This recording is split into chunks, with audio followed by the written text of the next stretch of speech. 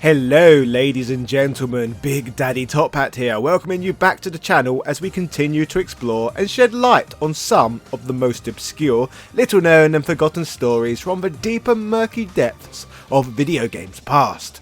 Today we are going to be looking at a special edition of a game that's very existence appears to be being quickly lost to time.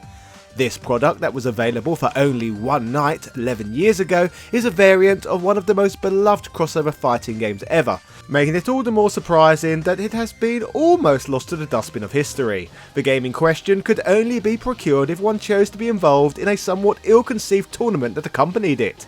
This, ladies and gentlemen, is the curious story of Marvel vs. Capcom 3 Walmart Midnight Tournament Edition. Yeah! Released worldwide to the Xbox 360 and PlayStation 3 consoles in February 2011, alongside some outrageous hype, Marvel vs. Capcom 3 Fate of Two Worlds was a critical and commercial success. But I'm sure we all already know that. There's no need for me to go into too much detail about the meat and bones of the original game here, as I'm sure we're all extremely familiar with it by now. And if not, there are multiple videos elsewhere on this very channel all about not only Marvel vs. Capcom 3, but the entire crossover franchise as a whole. Anyway, with the aforementioned outrageous hype that came with this game, came some equally outrageous promotional tactics and launch campaigns. One of the most notable, of course, being the supposed Midnight Tournament, organised by American retail giants Walmart across select stores in America to coincide with the release of the game. For those outside of the good old US&A that might be unfamiliar with Walmart, they are one of the biggest corporate retail chains in North America. This company was founded in Rogers, Arkansas in 1962 by former richest man in America, the late Sam Walton. Currently headquartered in Bentonville, Arkansas, it seems Walmart are intent on taking over the entire retail world, or as much of it as they can get their greedy little mitts on anyway. As of the making of this video, they have around 11,000 stores in 24 different countries, operating under several different names. Think of them as the retail equivalent of that sci-fi movie, The Blob, a amorphous entity that constantly grows while remorselessly consuming all of its victims en route to inevitable world domination. The evil Walmart corporate machine has even managed to corrupt one of our finest British institutions when they took over our beloved Asda's, the swine. Once one of our proudest and most reassuring English chains of supermarkets, the British retail giants became mere minnows when they were mercilessly swallowed up by the gluttonous American gits in 1999 for a not too shabby fee of £6.7 billion. In case there was any doubt whatsoever about what side of the heel babyface divide Walmart reside in, they have been the subject of criticism from just about every group you could possibly imagine, from unions to religious organisations to environmental groups to grassroots organisations to their own bloody employees and customers.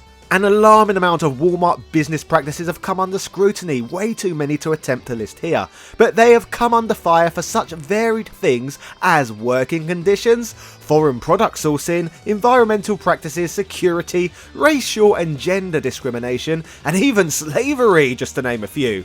They really are the heeliest of heels, and make Ted DiBiase look like bloody Mother Teresa. And I'm fairly sure DiBiase treated Virgil better than Walmart treat their employees. Despite all of this controversy and quite blatant skullduggery, given that they own half of the richest country in the world, they always get away with it. Still, nice to be able to save a couple of dollars on groceries, eh? Now, feeding back to the gaming portion of this video and the aforementioned actual tournament itself, the details are a little sketchy with some of the specifics, as it seems little public record has been maintained of the events.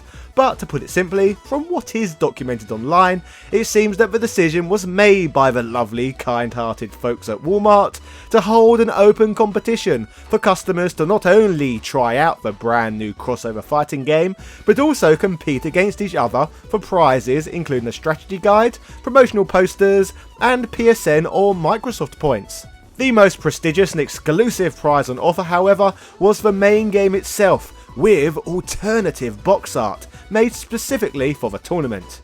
You'll find very little record of this cover online, and you'll have a job trying to find one on eBay or anywhere like that.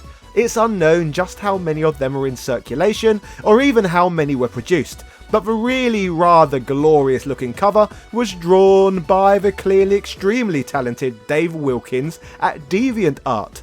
The piece is simply titled Hadouken, and features series favourites Ryu and Wolverine squaring off in the foreground, with an explosive collage of secondary characters looking on in the background. It's a lot brighter and more vivid than the standard Western cover, and a lot moodier than the Japanese one. But the Walmart exclusive cover actually stands out as a fine piece of video game art in its own right. It's no surprise how much effort went into the cover's original design, given just how much of a fan of Capcom Dave Wilkins was, and how much of a dream come true working with them was for him. In his own words regarding this forgotten cover, he wrote, "For anyone who knows me for any length of time, you'll know this is a dream come true. 12 years ago when I got into games, it was my dream to work for Capcom one day. They heavily shaped my early years. This is a huge win for me on every level. No words do it justice."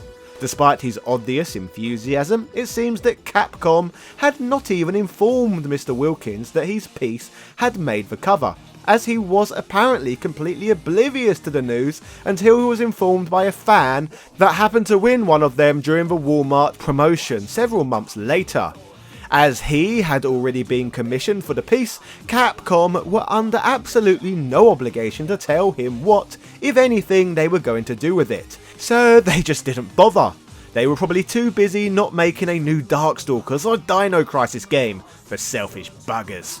The actual tournament itself was something of a mixed bag, with some legs getting a bit of a buzz and having a decent turnout, but others being a complete washout with very few or even zero people entering.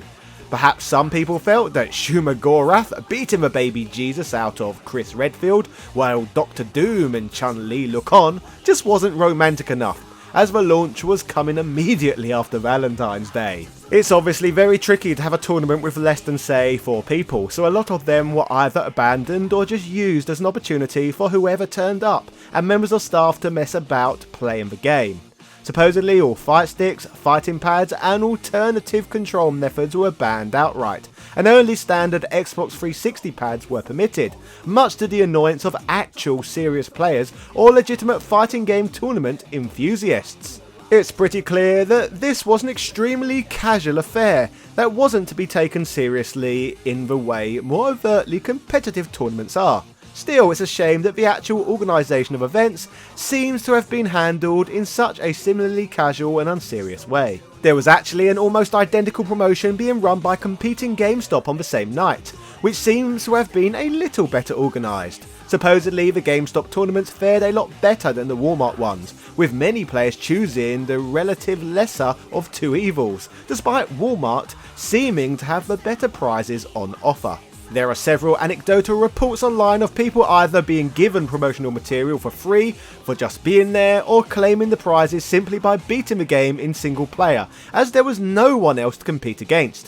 One lucky chap claims that he and his brother were treated to 2 posters, a commemorative tournament bracket, 25,000 Capcom Unity points, and the all-important game with the exclusive cover for merely playing against each other.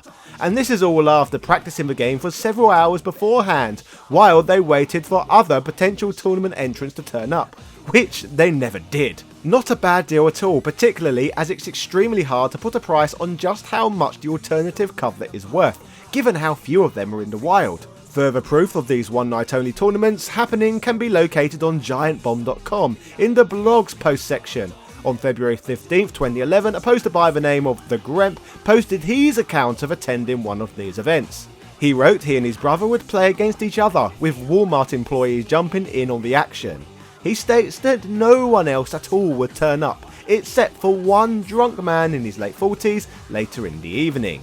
He said the drunk man would lean in while they were playing and ask them if they had an Atari, with the Marvel vs. Capcom 3 player responding, "Sorry, say again?" With the rest of the conversation going, "Do you have an Atari?" "Nope, never had one." "Do you want one?" The rest of the tournament player's account goes on to mention that the offer for the Atari sounded ridiculously sketchy. Eventually the conversation moved on to some of his great ideas for the video game industry. He mentioned some of the highlights, including that the drunk said, "You know that game Alien Invaders? They should make that game, but like, you go into a haunted house, but on the inside, it's an alien spaceship, like a perfect circle. I could probably sell that for like $25 a piece." At one point, he pointed to the 360 and asked, "Does it have any fishing games?" The tournament player said, "Yeah, there's that one Rapala fishing game." He responded, "They should make one with a catfish, that'd be fun." The fighting game players note that it was so difficult not to burst out laughing. This strange encounter at Walmart between a gamer and a drunk was only possible due to the fact that this now largely forgotten midnight launch tournament happened, with this anecdote providing further preservation of this largely buried event, and special edition alternative cover release. The Giant Bomb poster also notes that after the drunk left and no other competitors showed up at all, he would wipe the floor of his brother and win all the prizes, including the now practically forgotten tournament champion cover for Marvel vs. Capcom 3. All in all, that about does it for this little retrospective on one of gaming's most obscure tales. I'd be intrigued to hear if anyone watching remembers this tournament, or even better yet, if any of you lot got a copy of the alternative cover itself or attended one of these events. This is quickly becoming lost history, so I would love to hear your accounts in the comment section down below. I certainly feel like there may be some more information that could come to light on this matter that is yet to be posted online. If you want to learn more about Marvel vs. Capcom, why not watch my 2.5 hour special covering every single Marvel vs. Capcom game that has ever been published. Or, if you want more obscure fighting game history, there is plenty more where this came from to be found on my channel.